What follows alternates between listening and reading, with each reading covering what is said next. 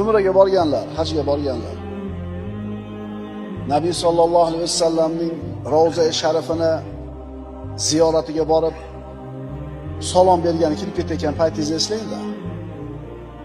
Rasulullohning Ali Bobus salom eshigidan kirib kelasiz. Chap tomonda payg'ambarimiz sollallohu alayhi vasallamning qabri, Abu Bakr Siddiqning, Umar ibn Xattobning qabrlari. Assalomu alayka ya Rasululloh degan paytingizni eslayinglar birinchi marta.